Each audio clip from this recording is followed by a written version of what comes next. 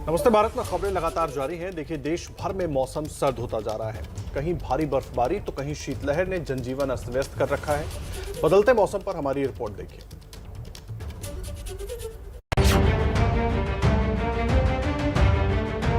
देश में मौसम की दोहरी मार, कहीं शीतलहर का सितम तो कहीं बर्फबारी ने बढ़ाई मुश्किल।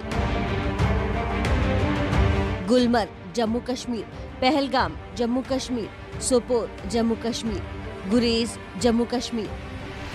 देश में मौसम का मिजाज बदला है। जम्मू कश्मीर से लेकर हिमाचल तक बर्फबारी से पहाड़ी इलाकों का तापमान गिर गया है। अब सिलसिलेवार तरीके से देखिए जम्मू कश्मीर का हाल। गुलमर्ग में बर्फबारी से चारों तरफ सफेद चादर बिछ गई है, जिसे देखने के लिए हजारों की संख्या में सैलानी कश्मीर पहुंच रहे हैं। पहलगाम का नजारा भी कुछ ऐसा ही है। इलाके में ताजा बर्फबारी हुई। देश के कोने कोने से लोग बर्फबारी का लुत्फ उठाने पहुंचे। लोग बर्फबारी के बाद घुड़सवारी का आनंद ले रहे हैं।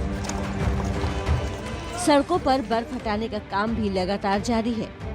सोपोर में लगातार हुई बर्फबारी ने इलाके को सफेद चादर उड़ा दी है। पारा माइनस में लुढ़क गया है। गुरेज में हुई भारी बर्फबारी से जनजीवन अस्त व्यस्त है। यातायात ठप है। रास्तों से बर्फ हटाई जा रही है।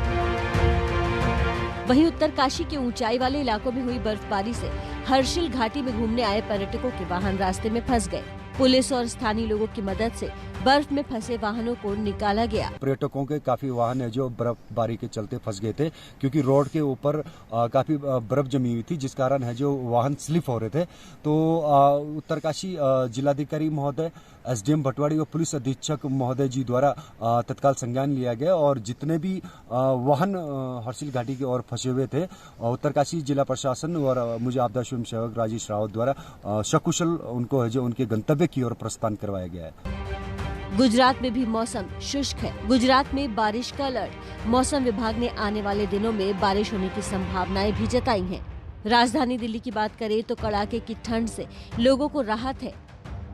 पिछले कई दिनों से तापमान 10 डिग्री के आसपास बना हुआ है और बारिश के बाद विजिबिलिटी बहुत बेहतर हुई है। ठंड से दिल्ली में लोगों को फौरी राहत मिली है। और अब बात अपने पड़ोसी देश पाकिस्तान की। खबरें आ रही हैं कि मौजूदा प्रधानमंत्री इमरान खान की कुर्सी जाने का काउंटडाउन शुरू हो चुका है और पूर्व प्रधानमंत्री नवाज शरीफ की वापसी होने वाली है। पाकिस्तानी सेना इमरान खान से इतनी नाराज हो चुकी है कि अब उसने प्रधानमंत्री की कुर्सी से उन्हें हटाने का मन बना लिया है और फिलहाल लंदन में रह रहे नवाज शरीफ के साथ उसने एक सीक्रेट डील भी कर ली है।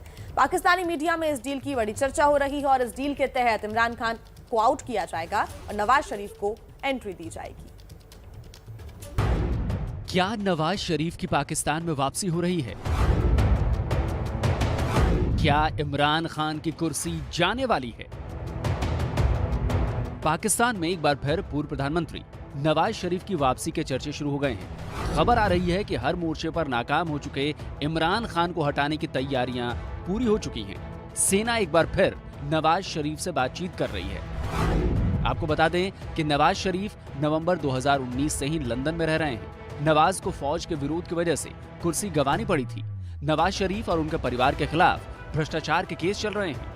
खबरों के मुताबिक नवाज के मुल्क लौटने की स्क्रिप्ट पर काम पिछले 3 महीने से चल रहा है, क्योंकि फौज अब इमरान खान से तंग आ चुकी है। पाकिस्तानी सेना तब्दीली के नाम पर इमरान खान को सत्ता में लाई थी, लेकिन वो पूरी तरह नाकाम रहे हैं। मुल्क में उनके खिलाफ नफरत पैदा हो चुकी है। इमरान की कारगुजारियों की वजह से फौज की भी फजीहत हो रही थी। दरअसल पिछले दिनों इमरान खान और उनकी पार्टी पीटीआई के गढ़ खैबर पख्तूनख्वा में स्थानीय निकायों के चुनाव हुए, लेकिन उनकी पार्टी मेयर की एक भी सीट नहीं जीत सकी। इससे इमरान खान पूरी तरह झल्लाए हुए हैं। अब सेना ने नवाज शरीफ के साथ एक सीक्रेट डील की है। डील के मुताबिक अगले साल नवाज शरीफ वापस पाकिस्तान आएंगे। वापस आने के बाद नवाज शरीफ को कुछ महीने जेल में बिताने पड़ेंगे। उसके बाद फौज और अदालत मिलकर नवाज के खिलाफ केस को खत्म करेंगे। इसके बाद नवाज शरीफ की सत्ता में वापसी का रास्ता साफ हो जाएगा। यानी साफ है कि इमरान खान के जाने का काउंटडाउन शुरू हो चुका है। लेकिन ये भी देखना दिलचस्प होगा कि क्या नवाज शरीफ की वापसी होगी तो उनका रुख फौज के खिलाफ नरम पड़ जाएगा। दिल्ली की बात करेंगे क्योंकि दिल्ली में कोरोना रिटर्न्स। जी हां, दिल्ली में लापरवाही से एक बार फिर कोरोना विस्फोट की स्थिति बनती जा रही है और कोरोना मरीजों के आंकड़ों ने पिछले 6.5 महीने का रिकॉर्ड तोड़ दिया है। ऐसे में बाजारों में उमड़ती बेतहाशा भीड़ ने चिंता भी बढ़ा दी है। सरकार ने नाइट कर्फ्यू तो लगा दिया है, लेकिन कोरोना के संक्रमण का आंकड़ा लगातार बढ़ रहा है। ऐसे में सवाल ये कि क्या दिल्ली में लगेगा संपूर्ण लॉकडाउन? दिल्ली में फिर कोरोना विस्फोट।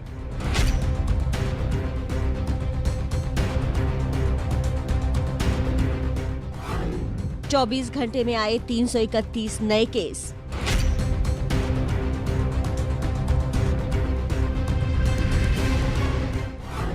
कल रात 11 बजे से दिल्ली में लगा नाइट कर्फ्यू।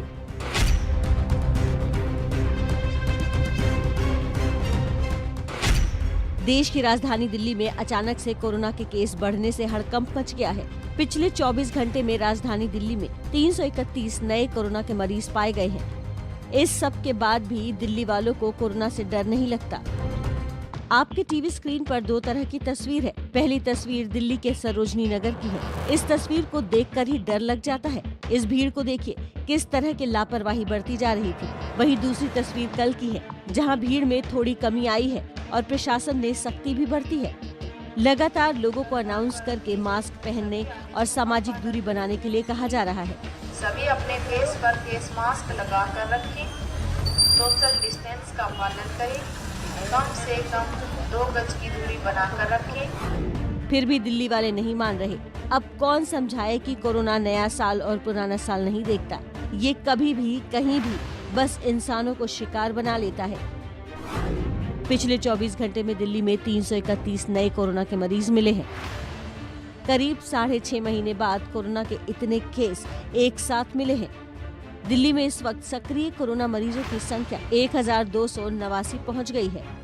पिछले 24 घंटे में कोरोना से एक मरीज की मौत हुई है। कोरोना के बढ़ते मामलों और बाजारों में लगातार जमा हो रही भीड़ को देखकर दिल्ली सरकार ने कल से नाइट कर्फ्यू लगा दिया है। तो दिल्ली में कोविड के बढ़ते मामलों से हालात चिंताजनक हैं। सरकार अलर्ट पर है। दिल्ली में कल रात 11 बजे से सुबह 5 बजे तक नाइट कर्फ्यू का ऐलान किया गया। ऐसे में हमारे संवाददाता निवेदिता शांडिल्य ने ग्राउंड पर जाकर हालात का जायजा लिया। क्या कुछ सामने आया, आप भी देखिए। आपको राजधानी दिल्ली के राजीव चौक पे आमतौर पे भीड़ भाड़ रहती है। रात में लोग यहाँ घूमने के लिए आते हैं, लेकिन अभी आप तस्वीरें देखिए, आपको दूर दूर तक सन्नाटा नजर आएगा। कहीं भी लोग नहीं नजर आ रहे हैं और लगातार पुलिस की गाड़ियां जो हैं वो यहाँ दौरा कर रही हैं, देख रही हैं कि कहीं कोई घूम तो नहीं रहा है, कहीं कोई दुकान तो नहीं खुली हुई है। और यही हालात अभी पूरी दिल्ली में है। हम आपको बता दें कि आज के जो आंकड़े रहे हैं पिछले 24 घंटे के, वो बेहद डराने वाले थे। 331 नए केसेस पिछले 24 घंटे में आए हैं, जो कि 6 महीने में सबसे ज्यादा है। और सबसे बड़ी जो बात है वो है कि जो पॉजिटिविटी रेट है वो बढ़ के 0.68% हो गई है। यानी कि अभी तक इतना ज्यादा उछाल पॉजिटिविटी रेट में नहीं आया था। तो हम आपको ये भी बता देते हैं कि अगर आपको जरूरी चीजें चाहिए होंगी तो किन किन चीजों पे छूट मिल सकती है। सबसे पहले हम बात कर लेते हैं एसेंशियल सर्विसेज की, यानी कि अगर आपको जो जरूरी सामान होते हैं वो अगर लेने हो तो आप अपने पड़ोस की दुकान तक पैदल जा सकते हैं। दूसरी बात यह कि अगर आपको यात्रा करनी हो, यानी कि आपको रेलवे स्टेशन, बस या फिर हवाई अड्डे जाना हो, तो आपको अपना टिकट दिखा करके ही आगे जाने दिया जाएगा। अगर घर पे सामान मंगाना हो तो अभी भी ऑनलाइन डिलीवरीज रात में होती रहेंगी। लेकिन साथ ही साथ अगर आपको वैक्सीनेशन भी कराने जाना है तो आपको अपना पहचान पत्र दिखाना पड़ेगा, वैलिड आईडी कार्ड दिखाना पड़ेगा, तभी आपको कहीं भी जाने की अनुमति रहेगी। यानी रात के 11 से 5 तक कर्फ्यू लगा रहेगा, एक लॉकडाउन की स्थिति रहेगी। और जिसके बाद से आप देख सकते हैं कि सन्नाटा है और जिस तरह से केसेस बढ़े हैं, जिस तरह से पॉजिटिविटी रेट बढ़ी, उसके बाद से प्रशासन भी चौकन्ना नजर आ रहा है। कैमरा पर्सन निखिल रस्तोगी के साथ निवेदिता शांडिल्य, एबीपी न्यूज, दिल्ली। देखिए, देश की राजधानी दिल्ली के बाद अब बात महाराष्ट्र की कर लेते हैं। कोरोना के नए वेरिएंट ओमिक्रॉन के सबसे ज्यादा मामले महाराष्ट्र में सामने आए हैं। प्रशासन अलर्ट पर है। ओमिक्रॉन के संक्रमण को रोकने के लिए प्रतिबंध भी लगाए गए हैं, लेकिन लोग अभी भी लापरवाही बरत रहे हैं। ऐसे में बड़ा सवाल खड़ा हो रहा है कि आखिरकार कोरोना के खिलाफ इस बड़ी लड़ाई में लापरवाही क्यों?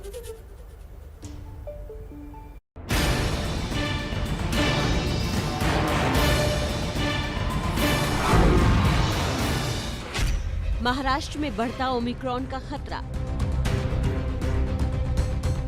खतरे के बावजूद नियमों की नहीं किसी को परवाह।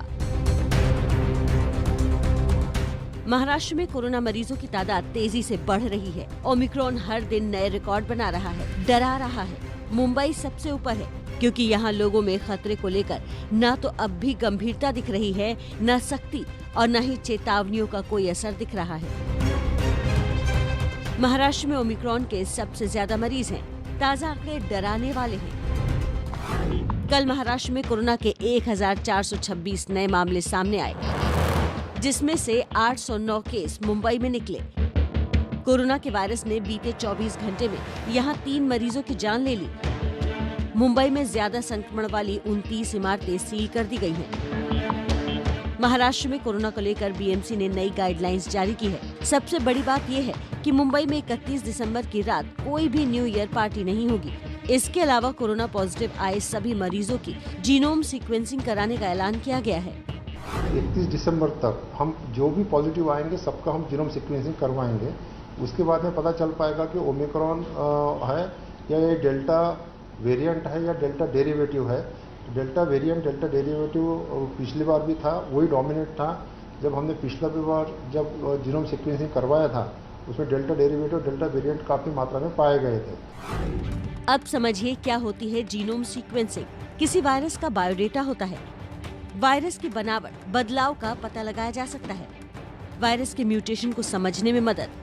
पूरी प्रक्रिया में 30 घंटे का समय। पूरे भारत में जीनोम सीक्वेंसिंग के 28 लैब हैं। बढ़ते कोरोना मामले को देखते हुए मुख्यमंत्री उद्धव ठाकरे ने कोरोना टास्क फोर्स के साथ बैठक कर राज्य के हालात की समीक्षा भी की। सूत्रों की माने तो बैठक में कोरोना मरीजों की बढ़ती संख्या पर चर्चा करने के साथ 15 से 18 साल के बच्चों के टीकाकरण और फ्रंट लाइन वर्कर्स के लिए बूस्टर डोज के संबंध में चर्चा हुई। फिलहाल महाराष्ट्र में नाइट कर्फ्यू लागू है। शादी ब्याह जैसे कार्यक्रमों के लिए सख्त नियम बनाए गए हैं।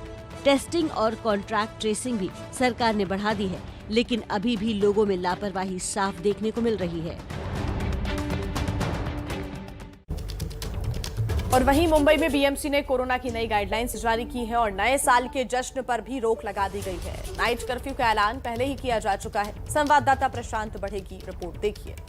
महाराष्ट्र में कोविड और ओमाइक्रॉन के बढ़ते खतरे को देख महाराष्ट्र में नाइट कर्फ्यू जो है वो जारी किया गया है और उसका सीधा असर मुंबई के रास्तों पर हम देख सकते हैं।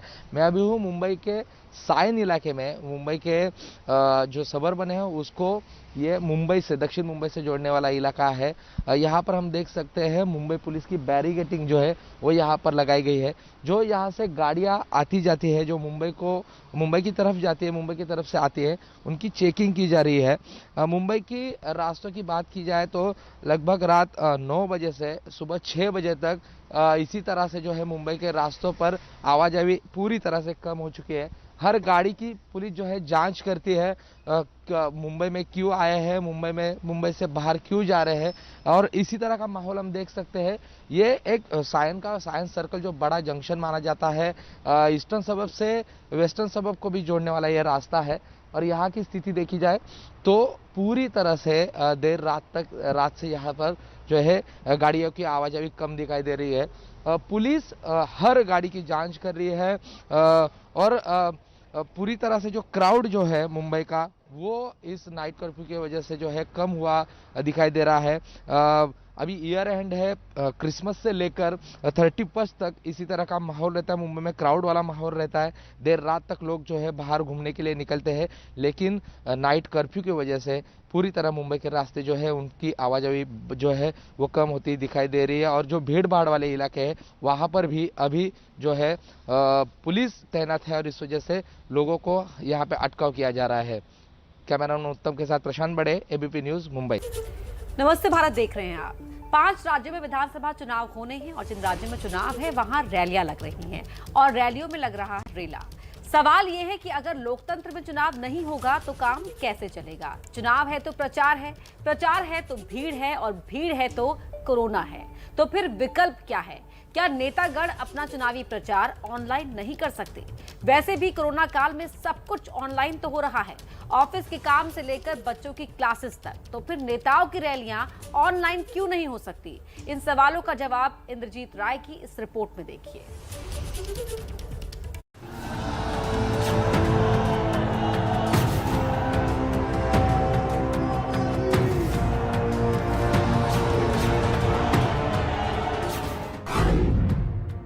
लोकतंत्र में चुनाव ही पहचान है, और ऐसे में कोरोना की वजह से अगर चुनाव टाले गए तो ये कहा जाएगा कि लोकतंत्र एक वायरस से हार गया। इसलिए चुनाव तो टलेंगे नहीं, तो फिर विकल्प क्या है? क्योंकि चुनाव होगा तो प्रचार तो होगा ही, और अगर प्रचार होगा, भीड़ जुटेगी, तो कोरोना नहीं फैलेगा। लेकिन सवाल यह है कि जब स्कूल ऑनलाइन चल सकते हैं, जब खरीदारी ऑनलाइन हो सकती है, जब सरकारों का काम ऑनलाइन हो सकता है, तो चुनाव प्रचार ऑनलाइन या फिर दूसरे माध्यमों से क्यों नहीं हो सकते?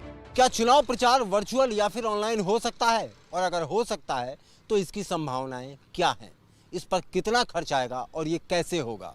ये वो सवाल हैं जिनके जवाब हर कोई जानना चाहता है। वर्चुअल रैली की संभावनाओं पर आगे बढ़ने से पहले भारत में इंटरनेट और तकनीक की ताकत समझना जरूरी है। भारत में स्मार्टफोन इस्तेमाल करने वाले लगभग 50 करोड़ लोग हैं। इंटरनेट इस्तेमाल करने वाले लगभग 82 करोड़ हैं। टीवी देखने वाले परिवार लगभग 20 करोड़ हैं और सोशल मीडिया इस्तेमाल करने वाले लगभग 65 करोड़। यानी भारत में इंटरनेट और टीवी देखने वाले लोगों की तादाद रैली में आने वाले लोगों से कहीं ज्यादा है। तो फिर चुनावों में इंटरनेट की इस ताकत का इस्तेमाल क्यों नहीं हो सकता? हर परिस्थिति में हमें अपने आप को अडेप्ट करना चाहिए। आप अगर रैलीज की बात करते हैं तो इसमें हमें दो तरह की स्ट्रैटेजी अडॉप्ट करनी पड़ेगी, है ना। जैसे आपके पास अर्बन मासेस हैं, अर्बन मासेस जो गैजेट्स यूज़ करना जानते हैं, जो सोशल मीडिया से अवेयर हैं, आपको रैलीज उन तक अपनी जो मैसेज है पॉलिटिकल पार्टीज़ को उनके थ्रू पहुंचानी चाहिए। और दूसरी मास है जो कि आपकी रूरल जेंट्री है, या फिर वो तबका है जो आपका रिक्शा वाला है, हॉकर है, वेंडर है। उस तबके से अगर आपको कनेक्ट होना है तो आप सोशल मीडिया से नहीं हो सकते हैं। उनके लिए आपको अपनी स्ट्रैटेजी रिवाइज करनी होगी। आपको छोटे छोटे ग्रुप्स में लोगों को मिलने पड़ेंगे, और वो भी कोविड प्रोटोकॉल के साथ। जहाँ तक खर्चे की बात है तो चुनावी रैलियों के तामझाम पर तो बहुत ज्यादा खर्च होता है। ये राजनीतिक पार्टियों के लिए एक महंगा सौदा होता है। अगर प्रचार ऑनलाइन हो जाएगा तो इस पर खर्च भी कम आएगा। एक रैली में आप करीब 2 या 3 लाख लोगों को बुला सकते हैं, जिसके अंदर आप पूरे इंफ्रास्ट्रक्चर को अगर समझे तो करीब 8 से 10 करोड़ रुपए एक में रैली में मिनिमम खर्च होता है, जिसका मतलब पर पर्सन कॉस्ट 200 से 300 रुपए आती है। वहीं अगर हम एक इंटरनेट पे ई रैली को कंडक्ट करें और एक वर्चुअल मीट पे लोगों को कनेक्ट करें तो वहाँ पर क्लिक कॉस्ट कम से कम 35 रुपए से 40 रुपए तक जा सकती है, जहां हम एड्स भी रन कर सकते हैं। देखिए कि आप अगर अर्बन ऑडियंस से कनेक्ट हो रहे हैं सोशल मीडिया पे, इंस्टाग्राम पे, ट्विटर पे, तो आपका मॉनेटरी सेविंग तो बहुत ही मेजर है पॉलिटिकल पार्टीज का, एटलीस्ट अर्बन ऑडियंस के लिए। रूरल ऑडियंस या लोकल लेवल ऑडियंस पे जाएंगे आप, इट्स जस्ट कि आपको थोड़ी सी टाइम कंजम्पशन आपकी बढ़ जाएगी। वर्चुअल रैली की जरूरत इसलिए है क्योंकि कोरोना का ओमिक्रॉन वेरिएंट बहुत तेजी से फैलता है। खुद डॉक्टर ये दावा कर रहे हैं कि अगर रैली में कुछ लोग भी कोरोना संक्रमित हुए तो थोड़ी ही देर में वो संक्रमण पूरी रैली में फैल सकता है। 25 लोग एक बीमारी से इन्फेक्टेड है या उनमें वो बीमारी है तो वो 1.7 टाइम्स ज़्यादा लोगों को इन्फेक्ट कर सकते हैं। तो वो 42 से 45 लोगों में उस समय बीमारी को फैला सकते हैं। ओमिक्रॉन के लिए जैसा हमारे पास अभी पता है कि जितना भी अवेलेबल डाटा है कि इसकी फैलने की जो कंटेजियसनेस है वो बहुत तेज है, तो हमें इसमें बचाव जरूरी है, रैलियों को रोकना चाहिए। अब दूसरा बड़ा सवाल खड़ा होता है कि वर्चुअल रैली में किस किस तकनीक का इस्तेमाल किया जा सकता है और ये राजनीतिक दलों के लिए कितना व्यावहारिक है। अभी ये हो रहा है कि करीब 50% से ज़्यादा लोगों पे स्मार्टफोन है, करीब 50 से 60% लोगों पे अपनी इंटरनेट की व्यवस्था है, तो वो लोग बड़े आराम से इसमें वर्चुअल मोड में जा सकते हैं। जो बहुत ही बिल्कुल देहाती यहाँ पे जो है, जहाँ पे कि ये व्यवस्था उपलब्ध नहीं है, वहाँ पर भी हम लोग क्या काम कर सकते हैं कि उनको रिकॉर्डेड जो उनका वर्जन है ला करके वो चाहे तो हम एक स्क्रीन लगाएं। रैलियों में क्या होता है, नेता एक तय वक्त पर लोगों को बुलाते हैं और अपना संदेश लोगों तक पहुंचाते हैं। तो क्या नेता एक तय वक्त पर लाइव स्ट्रीमिंग या टेलीविज़न या फिर इंटरनेट के दूसरे माध्यमों के जरिए लोगों को नहीं बुला सकते और अपना संदेश नहीं भेज सकते? तकनीक के इस्तेमाल से जान और पैसा दोनों की बचत होगी। नेता और वोटर दोनों लोकतंत्र के इस सफर में सुरक्षित रहेंगे तो आखिर राजनीतिक पार्टियां रैलियों पर खुद पाबंदी क्यों नहीं लगाती? स्वागत है आपका नमस्ते भारत में। देखिए, लगातार खबरें जारी हैं और अब बात कर लेते हैं सर्द होते मौसम की। देश भर में मौसम सर्द होता जा रहा है। कहीं भारी बर्फबारी हो रही है तो कहीं शीतलहर ने जनजीवन को पूरी तरीके से अस्त व्यस्त करके रख दिया है। बदलते मौसम पर देश भर में क्या हाल है, आपको दिखाते हैं हमारे इस रिपोर्ट में।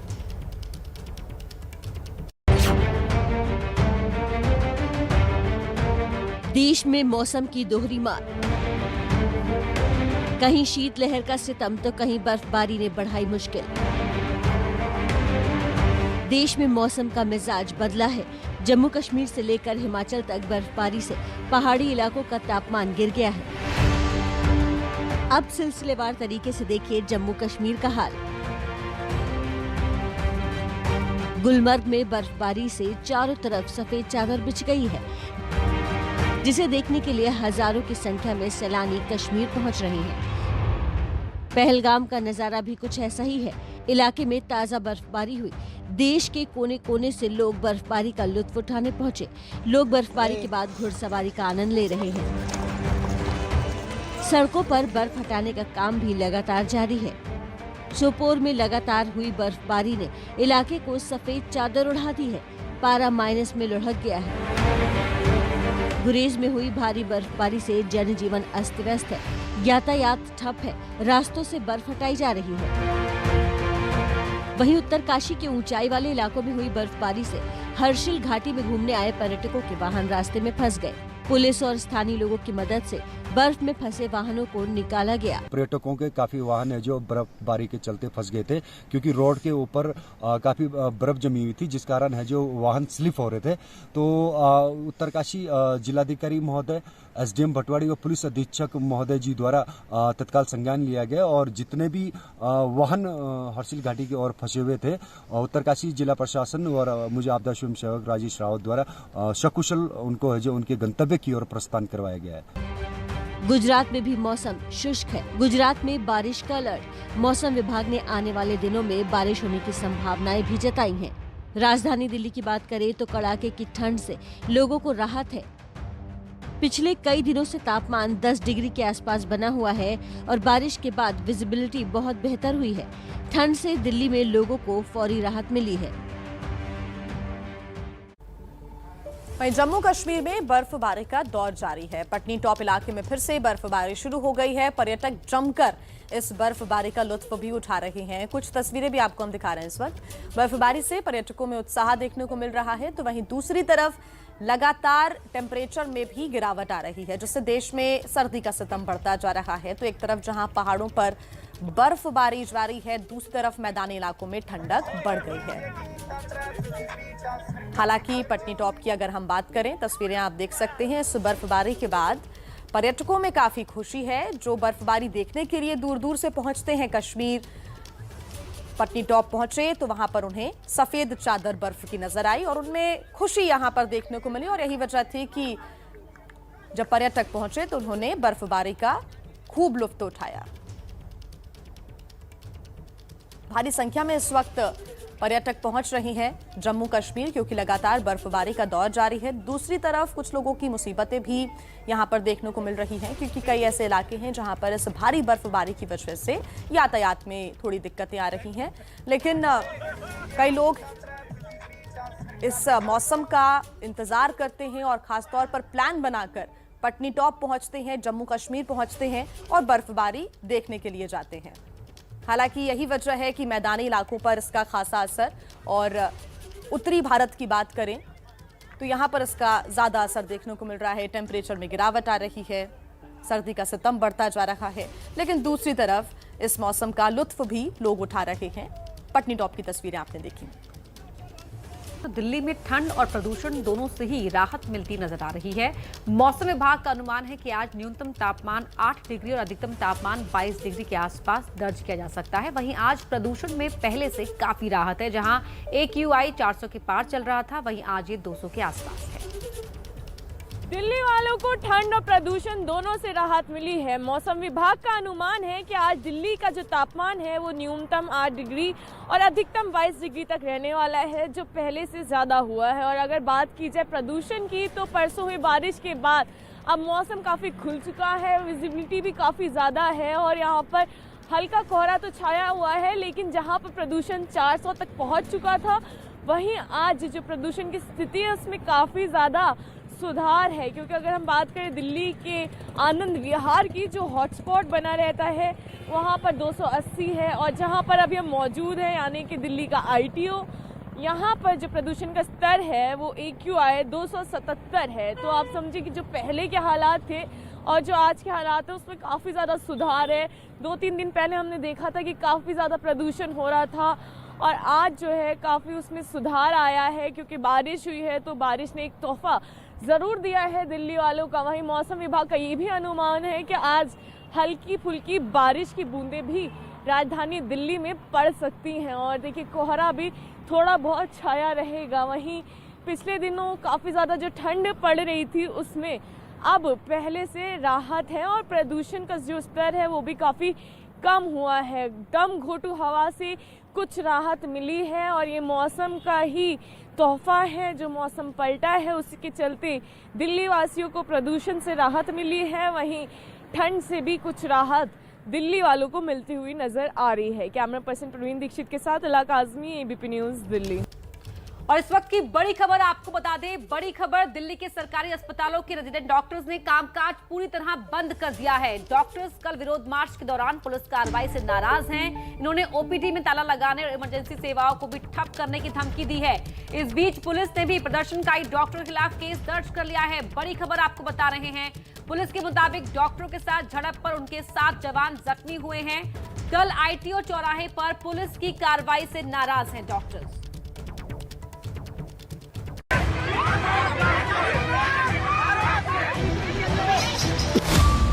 दिल्ली में पुलिस और डॉक्टरों के बीच घमासान।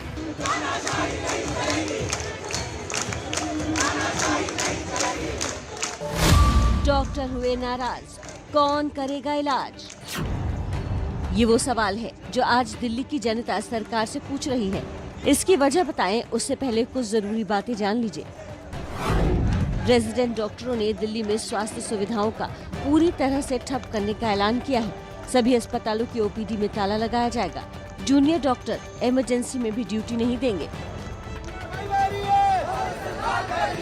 तस्वीरें दिल्ली के सरोजनी नगर इलाके की हैं। देर रात रेजिडेंट डॉक्टरों ने पुलिस थाने का घेराव किया, जमकर नारेबाजी हुई।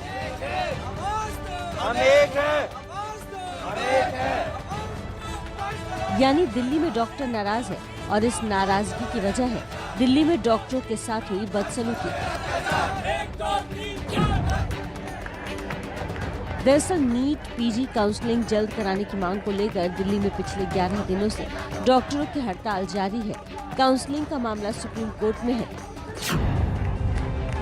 लिहाजा डॉक्टरों ने कल सुप्रीम कोर्ट का घेराव करने के लिए पैदल मार्च निकाला, लेकिन पुलिस ने प्रदर्शन शुरू होते ही डॉक्टरों को रोक लिया। इस दौरान पुलिस के साथ डॉक्टरों की हाथापाई भी हुई। दावा है कि 2500 डॉक्टरों को पुलिस ने हिरासत में ले लिया। हालांकि बाद में पुलिस ने सबको छोड़ दिया।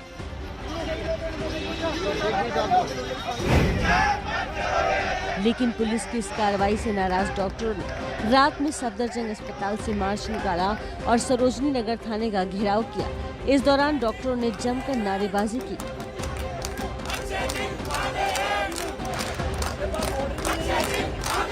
अरे जितने 5000 रेजिडेंट डॉक्टर्स खड़े आपको दिख रहे, सारे लोग डिटेन हो चुके हैं और ये सरोजनी नगर थाना के अंदर हम बैठे हुए। अच्छा, तो सर अभी कब तक बैठे रहना और क्या कुछ भी बात नहीं हो पा रही अथॉरिटीज से? बिल्कुल नहीं, मिनिस्टर बिल्कुल कान बंद करके बैठे पड़े हैं।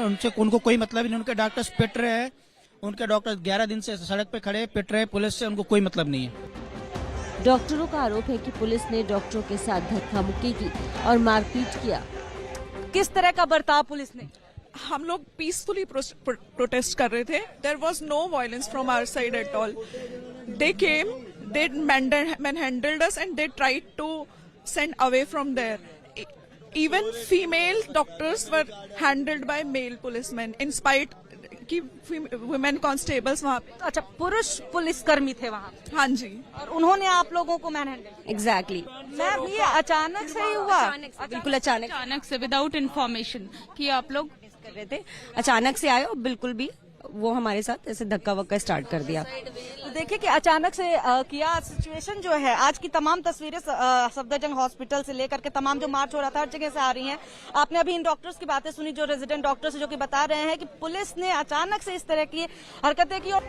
डॉक्टरों ने दिल्ली के पुलिस कमिश्नर को मामले पर चिट्ठी भी लिखी है. पुलिस कार्रवाई की निंदा करते हुए पुलिस के एक्शन पर सवाल भी पूछा है कि आखिरकार शांतिपूर्ण मार्च में पुलिस ने गलत व्यवहार क्यों किया.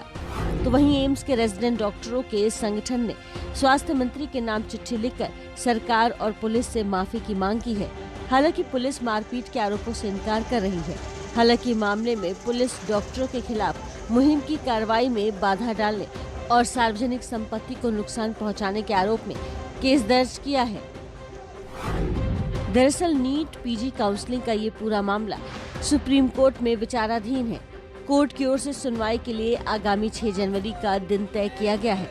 लेकिन काउंसलिंग पहले कराने की डॉक्टर बीते 11 दिनों से हड़ताल पर है. सफदरजंग लोकनायक, जीटीबी, जीबी पंत, आरएमएल और लेडी हार्डिंग मेडिकल कॉलेज जैसे बड़े अस्पतालों के रेजिडेंट डॉक्टर्स प्रदर्शन कर रहे हैं. इसका खामियाजा मरीजों को भुगतना पड़ रहा है. देश का माहौल चुनावी है, लिहाजा मुद्दे पर सियासत भी शुरू हो चुकी है. कांग्रेस ने डॉक्टर के समर्थन में ट्वीट करते हुए मोदी सरकार पर हमला बोला है. प्रियंका गांधी ने ट्वीट कर लिखा, कोरोना के समय में इन युवा डॉक्टरों ने अपनों से दूर रहकर पूरे देश के नागरिकों का साथ दिया. अब समय है पूरा देश डॉक्टरों के साथ खड़े होकर इन पर पुलिस बल प्रयोग करने वाले व इनकी मांगों को अनसुना करने वाली मोदी सरकार को नींद से जगाए. डॉक्टरों को झूठा पीआर नहीं, सम्मान व हक चाहिए. प्रियंका की तरह राहुल ने भी अपने ट्वीट में मोदी सरकार पर हमला बोलते हुए कहा कि वो कोरोना योद्धाओं के साथ हैं. फूल बरसाना दिखावे का पीआर था, असलियत में अन्याय बरसा रहे हैं. केंद्र सरकार के अत्याचार के खिलाफ मैं कोरोना योद्धाओं के साथ हूँ. दिल्ली में कोरोना का खतरा फिर बढ़ रहा है, जिसकी वजह से कई सवाल खड़े हो रहे हैं. सवाल ये कि कोरोना काल में क्या ये हड़ताल जायज है और क्या जिन डॉक्टरों ने कोरोना के खिलाफ देश की लड़ाई को मजबूत किया, उन डॉक्टरों के साथ पुलिस के द्वारा की गई कार्रवाई जायज है. डॉक्टरों की क्यों नहीं सुनती सरकार और इस हड़ताल का हल आखिरकार कब निकलेगा?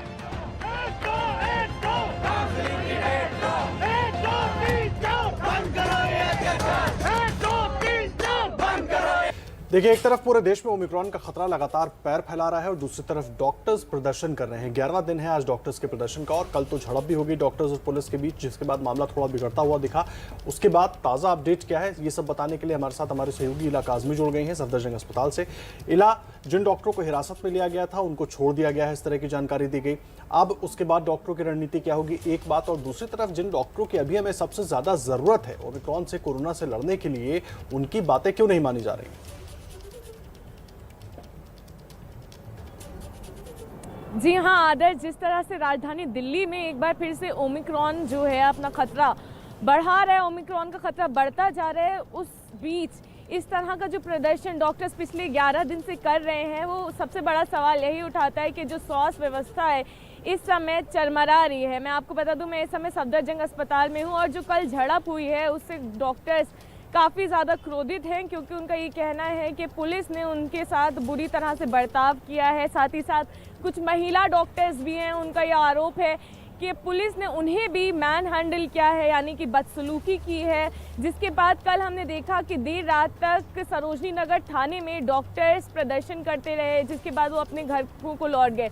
अब ताज़ा अपडेट मैं आदर्श आपको देना चाहूँगी. आपसे कुछ ही देर में सफदरजंग अस्पताल में एक बार फिर से डॉक्टर्स एकजुट होने वाले हैं और यहाँ पर एक बार फिर से प्रदर्शन शुरू होने वाला है। मैं आपको बता दूं, आज सुबह 8 बजे से डॉक्टर्स ने ये आह्वान दिया था कि सभी तरह की जो सर्विसेज हैं, यानी कि जो सेवाएं हैं, स्वास्थ्य सेवाएं हैं, उनको वो ठप करेंगे। पिछले 11 दिन से इमरजेंसी और ओपीडी तो ठप थी ही, लेकिन मैं आपको बता दूं, इस बीच कोरोना का इलाज रेसिडेंट डॉक्टर्स कर रहे थे। और ये रेसिडेंट डॉक्टर्स वो डॉक्टर्स हैं जो कोरोना के टाइम पे 36 से 40 घंटे काम कर रहे हैं और तब से लेकर अब तक काम कर रहे हैं। तनाव में है, मानसिक तनाव में है, शारीरिक तनाव में। इनकी ये मांग है कि नीट काउंसलिंग जल्द से जल्द की जाए ताकि जो नए डॉक्टर्स हैं वो आ पाए और जो मैन फोर्स है वो बढ़ पाए, ताकि जो स्वास्थ्य व्यवस्था है वो सही हो पाए। लेकिन इस बीच प्रशासन ने उनसे बात करने की कोशिश ज़रूर की थी बीच में, लेकिन उसके बाद कोई हल नहीं निकला, जिसके बाद उन्होंने दोबारा प्रदर्शन शुरू किया निर्माण भवन में। अब 11 दिन हो चुके हैं, निर्माण भवन के सामने ये लोग प्रदर्शन कर रहे थे।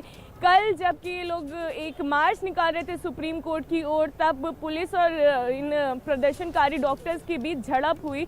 अब पुलिस का ये कहना है कि 7 पुलिसकर्मी उनके भी घायल हुए, वही कई सारे ऐसे डॉक्टर्स हैं जो घायल हुए हैं। कल जो कार्रवाई पुलिस ने की है, पुलिस ने इस मामले में केस भी दर्ज करा है और इससे सभी जो संस्थाएं हैं मेडिकल वो क्रोधित हुई हैं जो कार्रवाई कल हुई है। और इसके बाद चाहे फैमा हो, चाहे एम्स हो, एम्स के भी रेसिडेंट डॉक्टर्स ने कहा है कि अगर 24 घंटे के अंदर वो पुलिस वाले और सरकार ने माफ़ी नहीं मांगी तो वो लोग भी सफदरजंग में जुट जाएंगे और वो लोग भी त्याग देंगे सभी तरह की जो स्वास्थ्य सेवाएं हैं। और साथ साथ फेडरेशन ऑफ इंडिया एक सबसे महत्वपूर्ण बात ये कि जो कॉल दी गई थी कि 8 बजे से इलाज का काम पूरी तरह से ठप कर देंगे अगर हिरासत में लिए गए डॉक्टर्स को नहीं छोड़ा गया। तो जो जानकारी दी गई कि उन डॉक्टर्स को छोड़ दिया गया है, तो क्या अब इलाज सुचारू होगा? डॉक्टर्स अपनी मांगों पर प्रदर्शन भले करते रहे, लेकिन इलाज का काम जो पहले की तरह चल रहा था वो चलता रहेगा?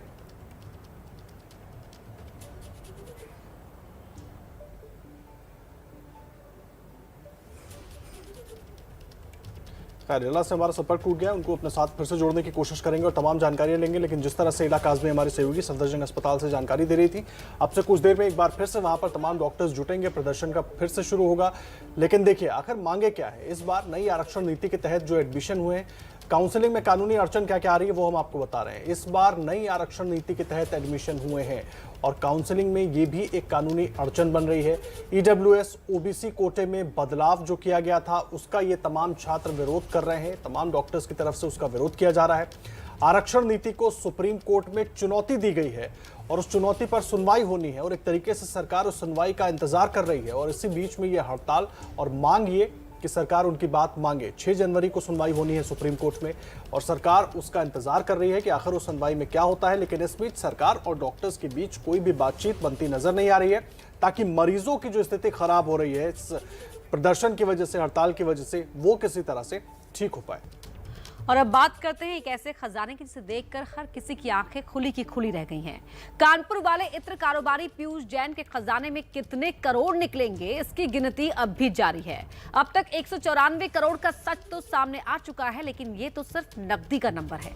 इसके अलावा भी सोने चांदी, जमीन जायदाद, चंदन का तेल, पता नहीं क्या क्या निकल रहा है, वो भी उस कंपनी के मालिक के घर से जिसका टर्नओवर महज 5 करोड़ का था।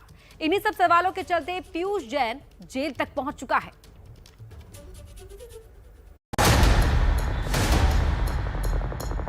अरे पीयूष जी उठिए, सैकड़ों करोड़ के मालिक हैं, जमीन बेच रहे, उठिए उठिए। सच कहते हैं एक दिन हर किए का हिसाब होता है, हर सच सामने आता है और ये भी कि झूठ फरेब की उम्र लंबी नहीं होती। ये जो जमीन पर लेटा है, पता है ये कौन है? ये वही पीयूष जैन है, कानपुर का इत्र कारोबारी पीयूष जैन। अरे पीयूष जी उठिए, सैकड़ों करोड़ के मालिक हैं, जमीन बेच रहे, उठिए उठिए। कुछ बताइए क्या हुआ, कहाँ का पैसा लाए, कहाँ से लाए? जिसके घर से या कहें घरों से नोटों की इतनी गड्डियां निकल रही हैं, जितने लोगों के घरों में आम कागज भी नहीं होते, जिनके घरों की तिजोरियों से, दीवारों से, तहखानों से अब तक 194 करोड़ के सिर्फ नोट निकल चुके हैं। इसके अलावा 23 किलो सोना बरामद हो चुका है, 6 करोड़ के चंदन का तेल मिल चुका है, मुंबई दुबई में प्रॉपर्टी के कागजात मिल चुके हैं। फिर भी ये शख्स आज कानपुर में इस महलनुमा घर से दूर खंडहर इमारत वाली काकादेव थाने के भीतर जमीन पर सोया हुआ है। लगता है नियति को अब यही मंजूर था। पीयूष जैन ने आयकर चोरी की है या नहीं की है तो कितनी की चोरी की है, ये सब तो जांच के बाद सामने आएगा। लेकिन इतना तय हो चुका है कि ये सब अघोषित आमदनी है, क्योंकि एबीपी न्यूज पर यह खुलासा भी हो चुका है कि पीयूष जैन की कंपनी का टर्नओवर सिर्फ 5 करोड़ का था। जांच और कानूनी प्रक्रिया शुरू हो चुकी है। पीयूष जैन को कल कोर्ट में पेश किया गया था, जिसके बाद 14 दिनों की न्यायिक हिरासत में भेजा गया है। कोर्ट जाने से पहले पीयूष जैन का मेडिकल टेस्ट भी कराया गया। इनका रिमांड हो गया, 14 दिन का रिमांड हो गया, यहीं पे रिमांड हो गया, जेल जा रहे हैं जेल। पीयूष जैन के 194 करोड़ में 177 करोड़ का कैश तो कानपुर वाले घर से मिला था, तो 17 करोड़ रुपया कन्नौज के इस घर से बरामद हुआ। ये 17 करोड़ कहां छिपा था, वो तस्वीर भी सामने आ चुकी है। घर के हॉल में एक वाटर टैंक बना हुआ है। टैंक के नीचे ही वो तहखाना है, जिसकी जानकारी हम आपको पहले से बता रहे थे। टैंक के सामने चंदन के तेल का डब्बा रखा गया था। इन डब्बों को हटाने के बाद एक और जगह मिली, जहां से 17 करोड़ का कैश निकला। उसी कैश के नीचे दबाकर सोना भी रखा हुआ था, 23 किलो सोना। छापेमारी में कानपुर के घर से 177 करोड़ रुपए बरामद होने के बाद कन्नौज वाले इसी घर से 17 करोड़ रुपए कैश और मिले हैं, और इसके अलावा 23 किलो सोना और कई ऐसी चीज़ें मिली हैं जिसकी फिलहाल पड़ताल हो रही है। आपको बताएं कि जीएसटी इंटेलिजेंस डिपार्टमेंट के जो अधिकारी हैं उन्होंने बताया कि चंदन के तेल के डब्बे इस घर के अंदर थे, जिसकी जो रॉ मटेरियल होता है उसकी कीमत लगभग 6 करोड़ रुपए थी। ऐसे में तमाम सारी जो चीज़ें यहाँ से बरामद हो रही हैं वो सब सील करके उनकी जांच की जा रही है, पड़ताल की जा रही है कि आखिर इतना ज्यादा पैसा आया तो आया कहां से।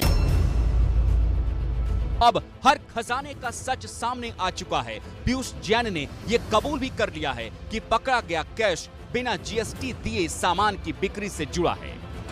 31 करोड़ 50 लाख रुपए का इनके ऊपर टैक्स इवेजन का भी केस बना है, और माननीय न्यायालय ने इस समय उनको 14 दिन की जुडिशियल रिमांड के लिए भेज दिया है।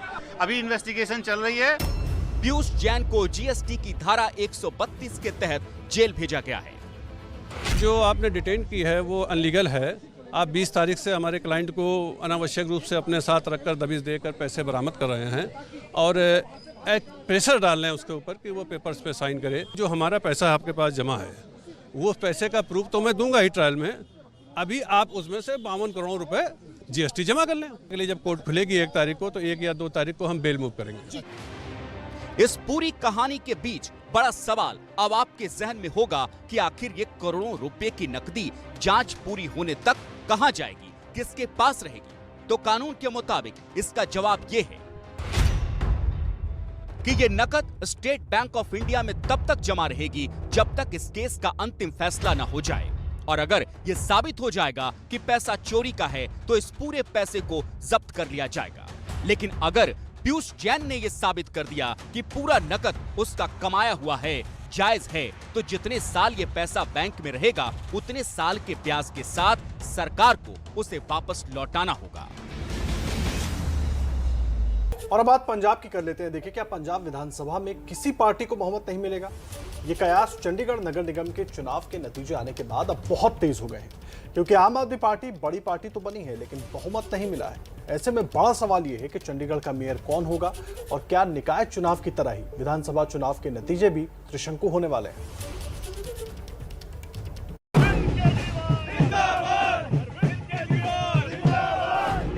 ढोल बज रहे हैं, चलती गाड़ी पर जीत का जश्न मनाया जा रहा है। तस्वीरें चंडीगढ़ की है।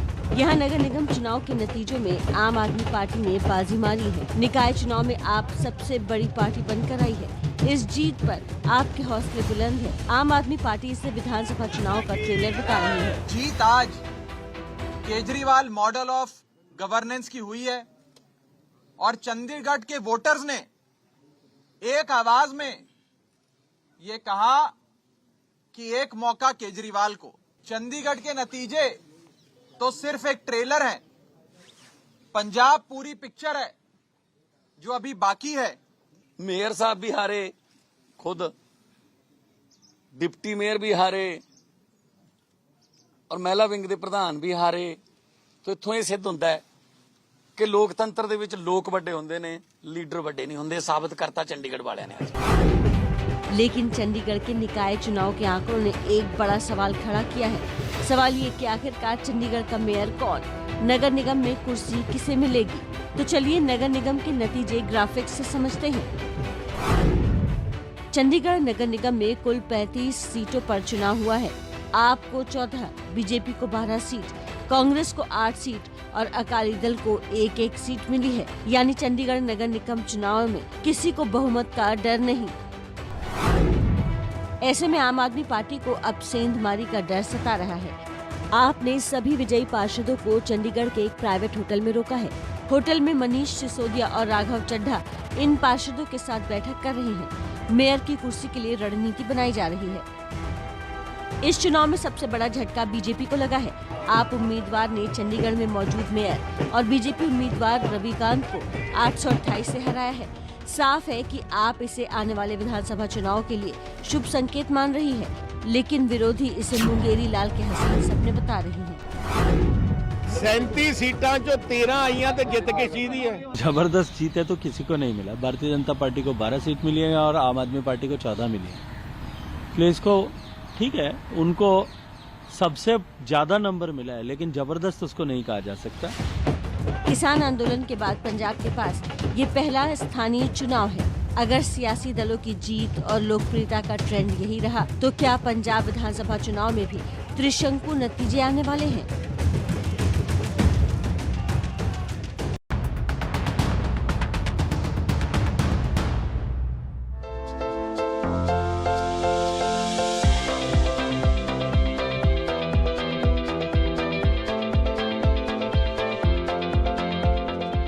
काश मध्य प्रदेश पंचायत चुनाव की तरह से चंडीगढ़ निगम के चुनाव भी टल जाते। ऐसा अब बीजेपी और कांग्रेस सोच रही होगी। पंजाब चुनाव के विधानसभा के सेमीफाइनल में जीतने के बाद में अब कांग्रेस और बीजेपी को गंभीरता से सोचना होगा, क्योंकि झाड़ू अब दिल्ली की गलियों से निकलकर बाहर आ चुकी है। और अब बात करते हैं बिहार की। हमेशा शराबबंदी कानून को लेकर चर्चा में रहने वाला बिहार एक बार फिर अपने इसी कानून को लेकर चर्चा में है। विपक्ष के बाद अब तो देश के मुख्य न्यायाधीश ने भी सवाल उठाए हैं, लेकिन नीतीश है कि अपने फैसले पर अड़े हैं। बाहर को आने वाले को हम कहेंगे कि यहां आते हैं तो दारू पीजिए, मत आइए।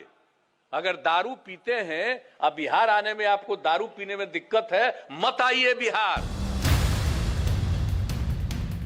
बिहार में समाज सुधार यात्रा पर निकले नीतीश कुमार ने सासाराम से ये बड़ी बात कह दी। शराब पीने वालों को बिहार से दूर रहने की सलाह दे डाली। ये सब हम लोग बिहार में किसी को इजाजत देंगे कि दारू पियो, और किसी को बाहर को आने वाले को हम कहेंगे कि यहाँ आते हैं तो दारू पीजिए, मत आइए। अगर दारू पीते हैं, अब बिहार आने में आपको दारू पीने में दिक्कत है, मत आइए बिहार, कोई जरूरत नहीं है आपको। बिहार शराब पीने वाले बाहरी लोगों को बिहार आने के काबिल नहीं मान रहा, लेकिन बिहार में ही बैठे उनके विरोधी लगातार नीतीश के शराबबंदी कानून पर सवाल उठा रहे हैं। नीतीश के इस ताज़ा बयान पर तेज प्रताप यादव ने नीतीश कुमार को बॉर्डर पर बैठने की सलाह दे दी।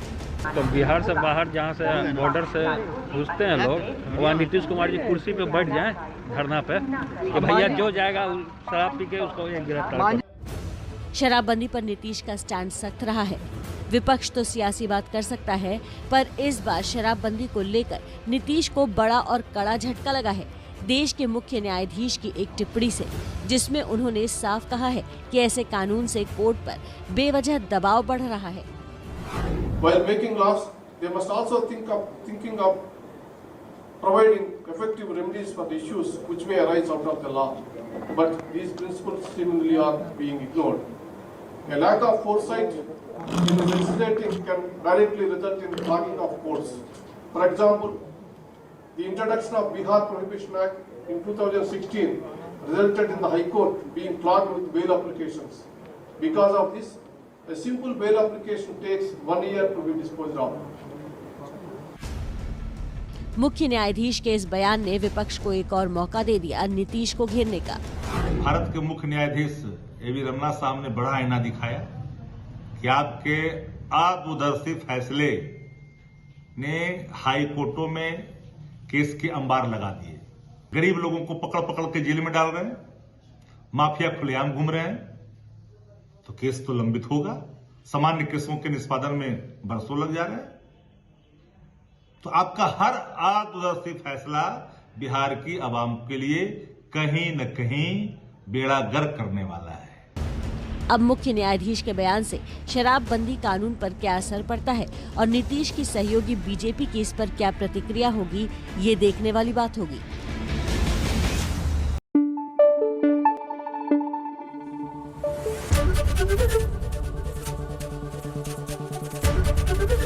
एबीपी न्यूज आपको रखे आगे।